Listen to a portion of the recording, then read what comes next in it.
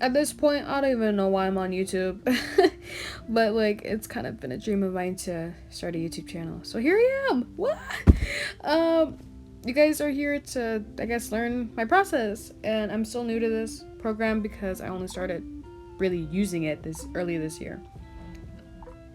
So my line art consists of dry ink and calligraphy. Those two are great uses of line art, and especially if you want more thicker kind of lines, you would use calligraphy, just like the little bits and pieces of it.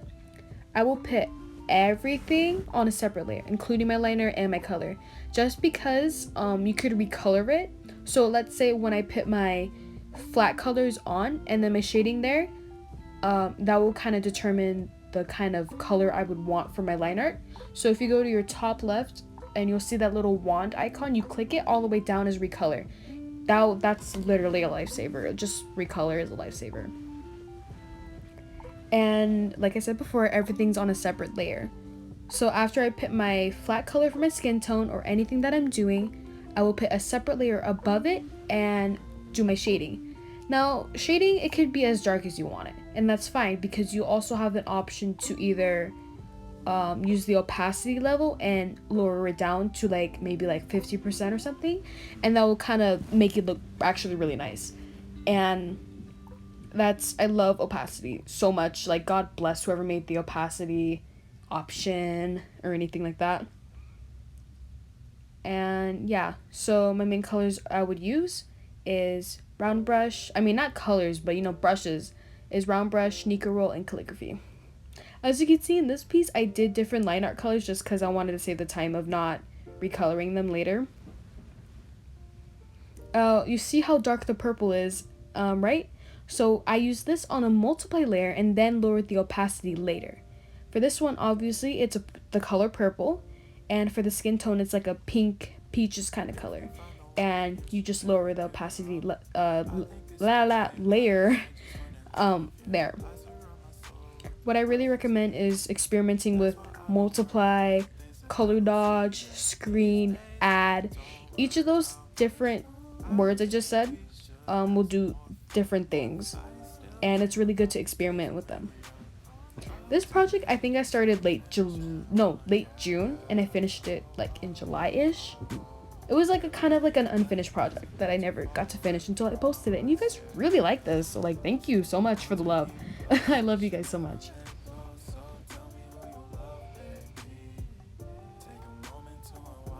So as you just saw that little shadow on the sword right there, that was with a brown, I believe it was a brown color on a multiply layer. Now, when I use dry ink, sometimes I'll use it for like extra little details, like in his eyes. You can kind of faintly see that I added a little detail in there too. Dry ink in general is good for adding little details and stuff like that.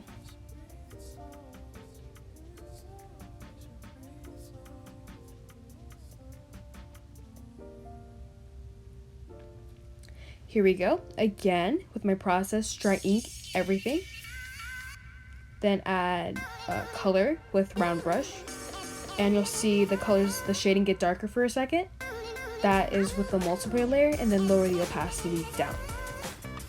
And as you can see, I changed the liner of his hair, which is kind of like a light brownish, which looks good in my opinion. I like the yellow with the light brownish color. And with the arm, I was trying to figure out like a good kind of shading, like besides gray, but it didn't work out for me.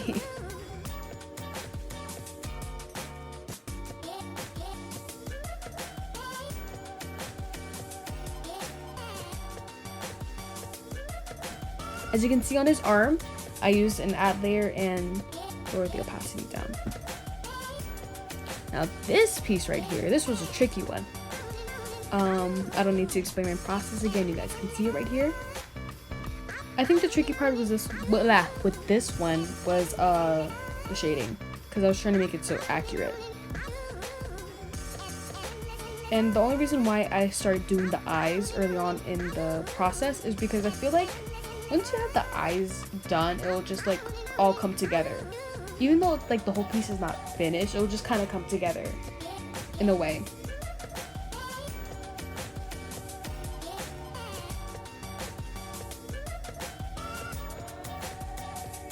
As you can see, the little lines that I have in her hair, that's also with the brush dry ink.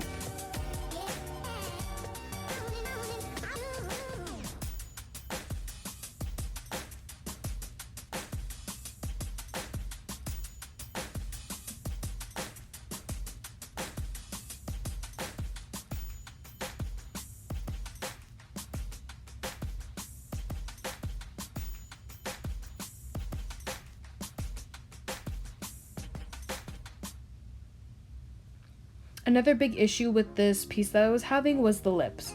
So what I did is I took the reference photo, I outlined it with a separate layer, and then I enlarged that line art thing that I just drew out with that layer. I zoomed in on it, and then I filled in the lips, as you can see right here. And it's okay if you want to reuse whatever you did, because with this one, I also applied the lips to two other drawings of mine, which was the Sombra and Symmetra one. That's why their lips kind of look a little similar. But it's always okay to copy and paste. And with this little logo right here, I guess signature or whatever on the left hand corner, I took a canvas, I did everything on a separate canvas, and I copy pasted it there. Thank you guys so much for watching. I really hope this helped. Please like, comment, share, and subscribe, please, and turn on that notification bell. I'll see you guys in another video.